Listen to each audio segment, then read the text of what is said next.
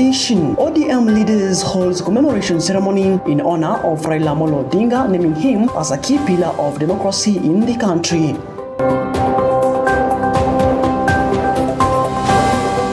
You have asked us to sit and talk. I am very prepared. It doesn't matter what has happened between us. As Mama has said, Mimi, I'm going to extend that olive branch because Mama now, wewe ndio huko. I am ready for dialogue, ODM Secretary General Edwin Sifuna declares amid ODM's internal disputes. Sisi kushinda, lazima tuwe na IEBC, lazima tuwe na referee aliye sawa. Juzi tumekuwa na by-elections na tumepata ya kwamba the new team ya IEBC walikuwa na mtihani kidogo and they failed miserably. Opposition leaders question IEBC credibility, calling for electoral reforms ahead of the 2027 general elections.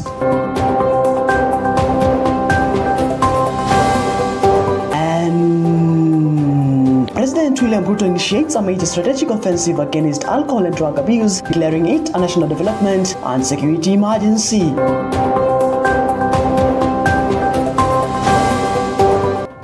Alright, we're live across the social media platform that is on Facebook, on YouTube, and as well as you can send us your feedback through our SMS line that is 23059. Our sign language interpreter tonight is Laura Mondi. My name is Martin Macharia, and EBN Prime Edition starts now.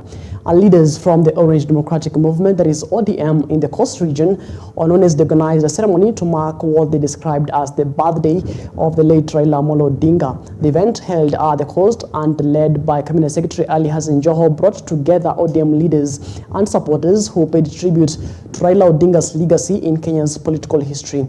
Now, speaking during the commemoration, Joho and other leaders described Raila as a key pillar of democracy in the country, crediting him for his long-standing commitment to democratic reforms and good governance. Now, they noted that Raila's political journey and sacrifices continue to inspire many Kenyans, particularly in the struggle for democracy, social justice, and accountable leadership. Because it doesn't matter. It doesn't matter who spoke last. What matters is how you carry what Baba gave us over the period.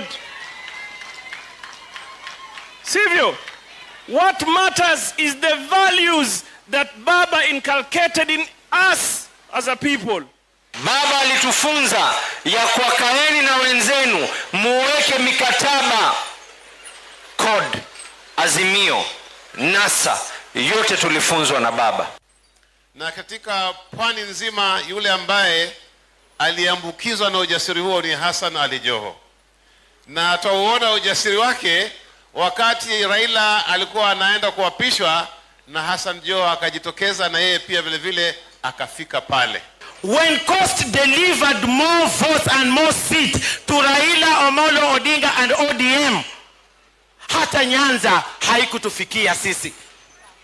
Kwa hivyo imefika wakati hivi sasa, Mheshimiwa Joho, you have invested a lot of your time, resources, and all you in ODM. But ikiwa chama cha ODM hakitapewa Ali Hassan Joho, sisi wa Coast, we have to champion another political pathway. Kwa hivyo hakuna kutishana. Tutabanana hapo, waziri. Malizana hiyo, akishindikana tuchukue chama, na sisi hatutafanya A na B, tutachukua hiyo original. Hatutakuwa kama ile ya Kalonzo ya nusu nusu, chungwa na nusu. Tutachukua hiyo original. Manake tuko na shares hata sisi kubwa kwa hiyo chama. Heshimu viongozi wote. Heshimu Junet, wewe pia tutakuheshimu. Kama kuna kitu unataka, itisha mikutano, si kwenda kwa mazishi na kuanza kuongea mambo ya ODM. Mambo ya ODM yanaongelewa kwa chama, ndani ya wanachama wa ODM. Right, at the same time, Edwin Sifuna, Secretary General of the ODM party, has expressed his readiness to meet with party leaders and members to discuss and resolve challenges affecting the party. Now, speaking during a ceremony commemorating the birthday of the late Raila Amolo Odinga, Sifuna emphasized that the importance of unity and cohesion within ODM. Now, he warned that unresolved internal disputes could weaken the party if not addressed promptly. Sifuna assured that no leader will be excluded from the reconciliation talks, including those who have had disagreements or differences of opinion within the party. This period, to have the strength to also consider what other things are happening in the country and in the party. I have listened to every word that you have said. And as I said at Mzee's burial, it will not be me to wreck Mzee's party. It will not be Sifuna. I made that promise to Mzee, and I want to repeat it here. The advice that you've given, Mama, I want to tell you, there is no one in ODM. It doesn't matter how many times, how badly you've insulted me. There is no one in ODM I will not sit down with. I want to give you that assurance. You have asked us to sit and talk. I am very prepared. It doesn't matter what has happened between us.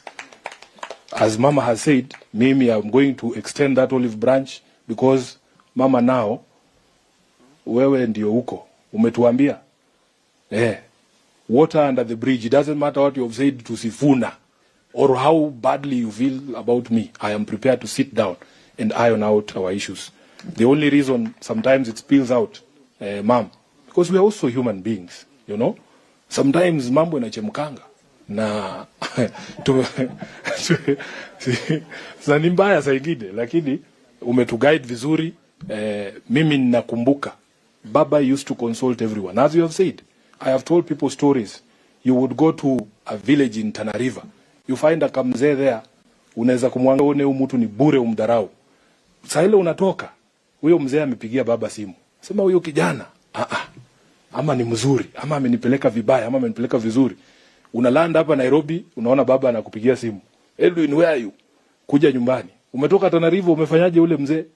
So that message that you have given us, always consulting, always being firm but fair, and always remembering the principles upon which this party was built. I think with that has always been our North Star. And if we follow that, I don't think there's going to be any reason to worry. Now, the Democracy for Citizens Party, that is the DCP leader, Rigathi Gachagua, has defended his recent remarks, alleging that a mall in Eastleigh was constructed using proceeds from corruption and money laundering syndicates linked to cases exposed in Minnesota, United States.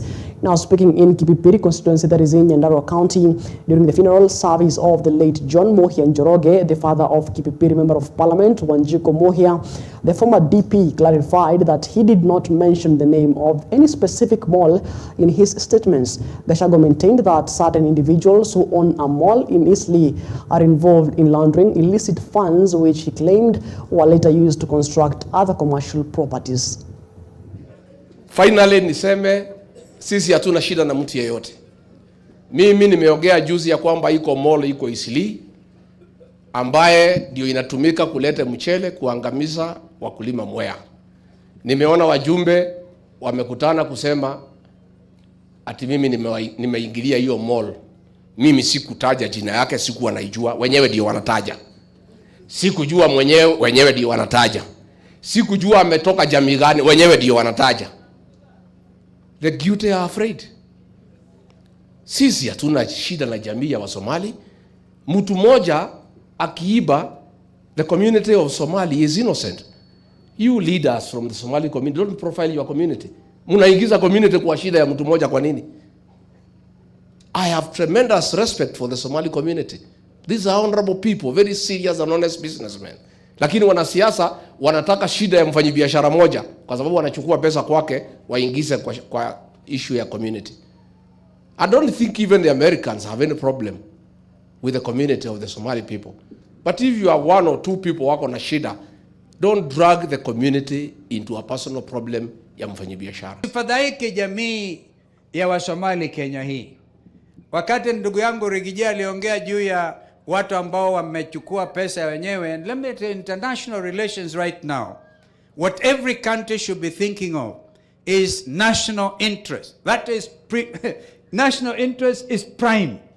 Even though within the East African community, we must take into account the Kenyan best national interest. Americans are following their best national interest. Pesa zao ziliibiwa kutoka Marekani zikaletwa Kenya. They are following those people.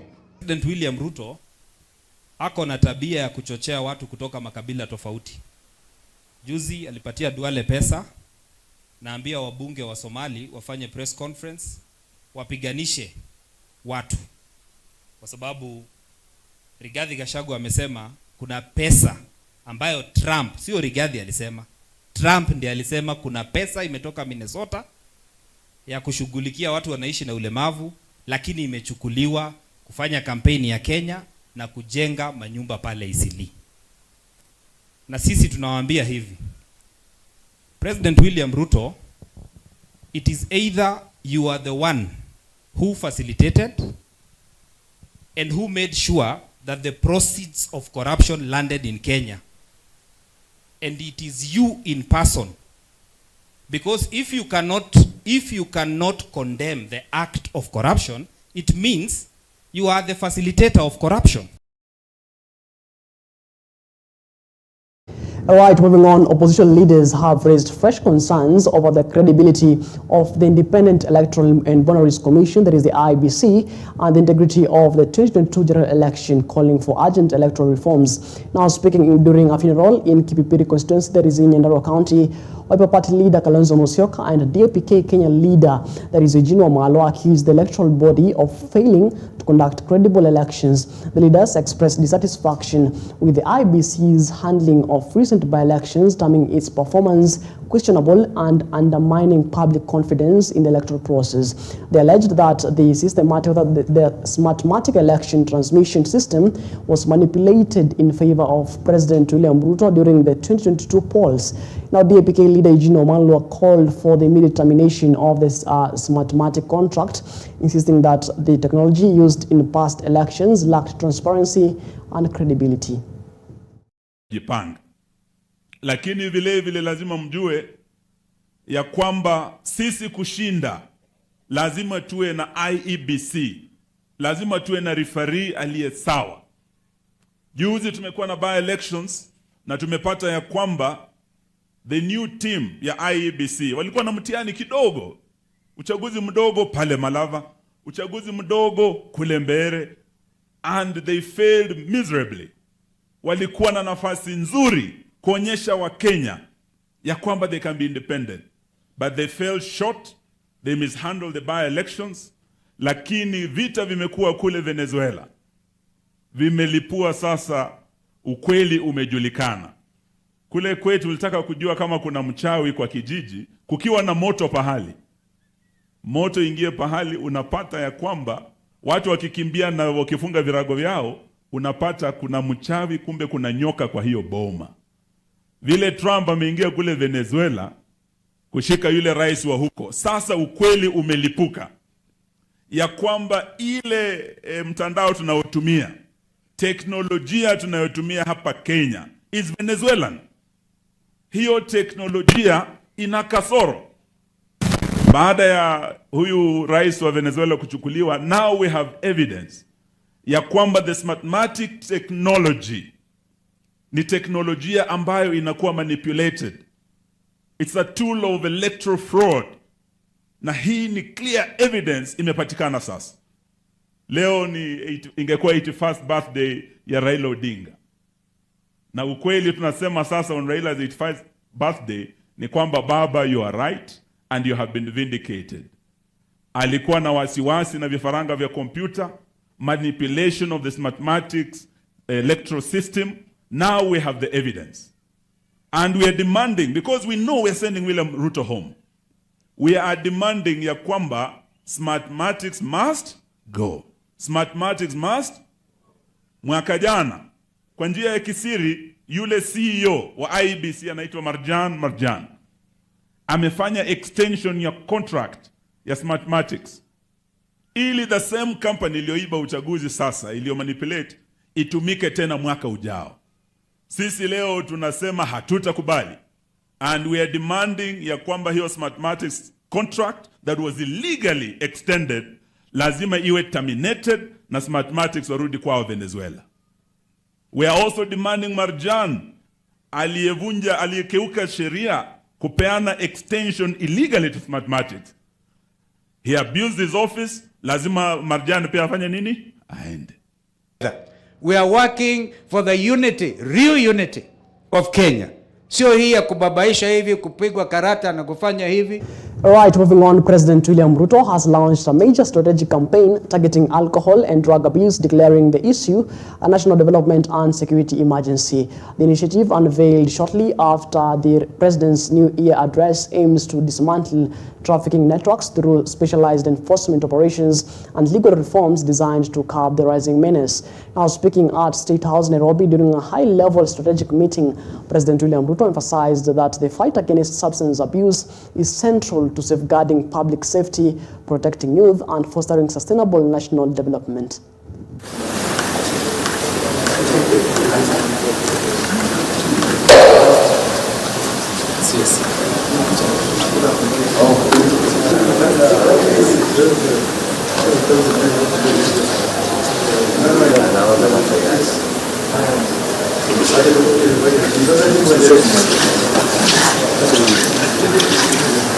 Right now, with only 5 days remaining before secondary school students report to various institutions, the Kisii branch of the Kenya Union of Post-Primary Education Teachers, that is KUPPET, has raised alarm over the uncertainty parents face regarding academic pathways for their children. Now, speaking during a certificate handover ceremony for candidates at different schools in Kisii County, Union officials noted that the letters parents received failed to provide clear guidance on the academic streams their children are expected to follow. Now, the teachers cited the lack of a structured system and inadequate teaching staff as major obstacles in ensuring smooth education for grade 10 students. They urged the government to intervene decisively and ensure that critical needs are met to facilitate effective learning for new secondary school entrants. To ask the government to up their game, equip the schools, especially the aspects of the skills that they are going to learn. Another issue is about the letters of placement. The student receives the letter, but there is no specific area that the letter says that this student shall go to. However, as the parents take their students to school, they will definitely decide whether it is the STEM pathway or the art and science section. Most schools have been allocated to offer certain pathways. For example, social sciences. But you find that in those schools, they don't have facilities which will enable those students to run. Like now you find our school has been given a combination of music. There is no teacher for music, electricity, there is no those facilities which will enable the student to run well. I want to pass this message across to our drivers. Please let us be very careful as we drive. Let us stop drinking. They take our vehicles for service. To the parents, please, when you take our children to the stage, make sure that you don't put them in vehicles that. All right, moving on, residents of Kaliet village in Sagamianwa, that is in Narok South constituency, are in shock following the deaths of 3 people in a violent clash over family land dispute. And according to eyewitnesses, the first suspect attacked a family elder, Nguguye, with a machete during an attempt to resolve a disagreement over the division of 1-acre family plot. Now, the assailant reportedly tried to kill the elder, who had arrived at the scene to mediate the dispute. Now, angry residents, enraged by the violence, confronted the suspect and killed him at the scene. Now, the bodies of the deceased were later taken to Longisa Hospital Macharia in Bomet County. Asubuhi tulipokuwa nashughulika kwa mtu ambaye aliaga kwa kijiji chetu hapa, tukasikia kuna nduru kwa msee anaitwa Ragony, mahali watu wameuliwa. Tukakimbia, tukapata mtu anaitwa Victor ameua ndugu yake na village elder. Ningeomba kama msee kijiji tupatiwe security, kwa sababu msee kijiji ya ndio koske au kuwa na usika na maneno ya shamba pia na ya familia. Na hii familia ya Ragony kuna historia yake, ilikuwa heri ya vita tangu zamani. Kuna mwingine alikufa na huyo mwingine tena aliua mtu ya mtu. Kuna kijana mmoja anaitwa Victor Jirjir, alikuwa ameua watu wawili alafu kuna mwingine alikuwa amejeruhi kwa kichwa, alikata yeye kwa kichwa na kwa mkono. So sisi kama administration tunasema pole na tunakemea kitendo kama hicho katika hii area yetu. Ninaomba next time kitendo kama hiki kitokea, nafikiri kuna njia mwafaka ya kufuata. Kuna njia ya sheria, alafu vile kuna wazee wa vijiji na wa nyumba kumi. Kukiwa na mzozo ya shamba, mtu aripoti hiyo maneno kwa mtu wa nyumba kumi ama mzee wa mtaa, ndio hiyo maneno itatuliwe, iwekwe kwa meza, inyoroshwe vizuri. All right, moving on, civil society organizations advocating for the rights of the boy child have called on the government to urgently review laws they say are contributing to the rising incarceration of young men across the country. Now, the call was made by the Boy Child Justice Alliance, CBO, during a sensitization forum held at Embu JK prison targeting male inmates. Now, the forum was organized in collaboration with Senate Hospital and Rehabilitation Center and the Embu JK Prison Administration. Now, speaking during the event, the organizing secretary of Boy Child Justice Alliance, CBO, Patrick Ngu, said the boy child has been neglected by several laws, particularly those governing sexual offenses. He singled out provisions of Sexual Offences Act of 2006, noting that in some cases, including defilement, convictions can be secured based on testimony of a single witness. Leo tuko hapa prison kwa sababu sisi ni watetezi wa mtoto kijana. Tumeona kijana anapotea na hana mtu wa kumshughulikia. Wamama wako na mambo mengi ambayo anashughulikia wasichana. Na tuko hapa tumeongea mambo mengi kuhusu some cases ambazo zimeendelea hapa na vitu kadhaa ambazo tumeona zinastahili kurekebishwa. Na jambo moja ni kwamba kuna sheria inasema ya kwamba katika kifungo cha 188 I think 183 inasema ya kwamba mshahidi anastahili kuwa mmoja. Hicho kipengele kinastahili kubadilishwa sababu ya sex offense ya kwamba kuwe na washunda kama wawili. Maana vijana wengi wamedhulumiwa kwa sababu ya wameongea na msichana, wamekutwa sijui amelala na walikubaliana. So hicho kipengele. Na jambo lingine kuwe na sehemu kipengele ama machine ambayo itathibitisha ukweli kijana amelala na huyu msichana na msichana amelala na huyu kijana. Na tumeongelea mambo mengi kuhusu cases ambazo ziko hapa, wengi wamefungwa si kesi zao, ni mambo ya kuwekelewa. Ya kwamba na tumeonelea ni vyema kama watetezi wa vijana tuje tuseme ya kwamba serikali tafadhali ni vizuri tuamke, na hizi sheria mpya zimekuja watu wengi hawajazielewa. Ningeomba wale ambao wako huko nje wazazi, na kwa sababu wale wafungwa wengi sana ni watoto ama wanarika wa umri wa kutoka miaka 25 kushuka chini, wazazi, mtoto akipatikana kwa shinda, badala ya kukimbisha kotini ama nini, ama akishapelekwa kotini, jaribu kutafuta ile ushauri ya kisheria, ama utafute mtu ambaye ako na ile ujuzi wa kisheria, kwa sababu hii maneno mengine ni vitu ambazo tunaweza zuruisha huku chini. Ukiangalia wengi wako hapa ni vijana na kwa makosa tofauti tofauti, lakini kuna ile mmoja imewaremea, ile ya defilement, ambao saa ingine kifungo yake inakuwa kubwa sana. Unaweza kuta umefungwa life 50 years, 30 years, 20 years. Ambao hakika unaona ni kama iko mzito zaidi. Ukiangalia ile kitu imefanywa ndio ni mbaya, lakini kazi yetu hapa ni kurekebisha mtu. Sasa ukifungwa life, hata mwenye unarekebisha nauliza unamrekebisha.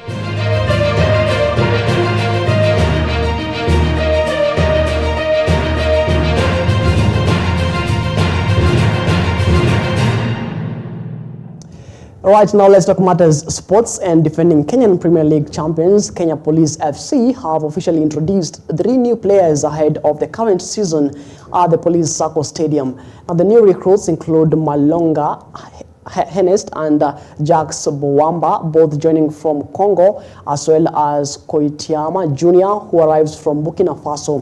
Now, the club's management expressed optimism that the new signings will strengthen the squad and add depth in the key positions as they aim to defend their league title.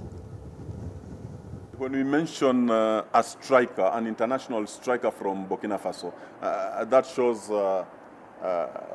that is where our shoe is pinching us hard. And you know, strikers in Africa are hard to find. the ones who are Kenyans are playing out there. They are playing their trade outside this country. So we don't have good finishers. That's why we have to scout from outside. So we have an issue with striking, and also we have some difficulties at the back to contain our enemies. So right now we are rebuffing those areas, and then we will be raring to go. Naam, I say niliposema hapo awali kwamba hii ni dirisha ndogo ya msimu wa Januari, kwamba kila timu inaweza kujikimu vizuri ili tuweze kuongeza nguvu ile eneo ambao tunaona kuna upungufu. Kenya Police FC mfungaji bora saizi ana magoli 2. Ndio maana tumeenda mpaka Burkina Faso kumtafuta Ivis Junior ambaye ni kapteni wa timu ya CHAN ya Burkina Faso. Aje tusaidie tuone tutafanya namna gani. Naam.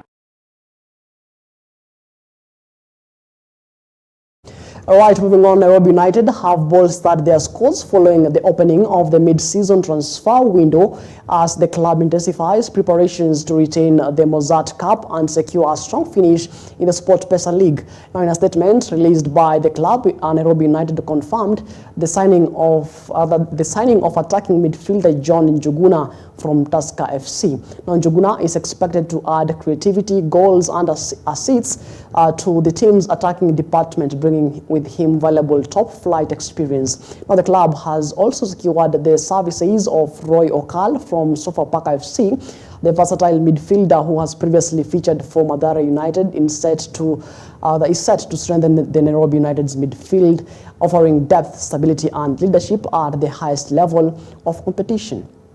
My name is Roy Okal, a defensive midfielder from Sofapaka to Nairobi United. I think it's a great feeling to sign for such an ambitious club, and I'm also ready to take up the challenge. As a player, I would like to achieve maybe winning a trophy, because they also won the trophy coming to the Premier League, so I would also love to win something with the club. Okay, it's another big challenge, so it's always good to take challenges. So I just think it's a new challenge for me, so I'll step up to the challenge and improve more as a player.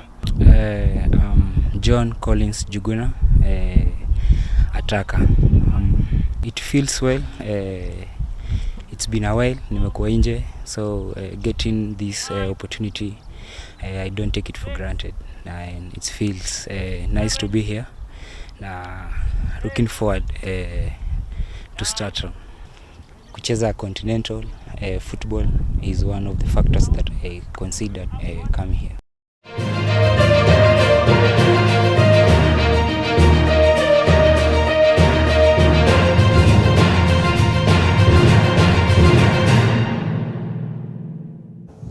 Right, it is exactly 29 minutes past the top of the hour. That particular story wraps up our program here on EBN Prime Edition. Many thanks, of course, keeping us company until this particular minute, of course, on behalf of the entire team that made this particular broadcast a success. We say asante sana. I was joined by Laura Mondi on the sign language interpretation. My name is Macharia, and as always, let's do this again when God says we do.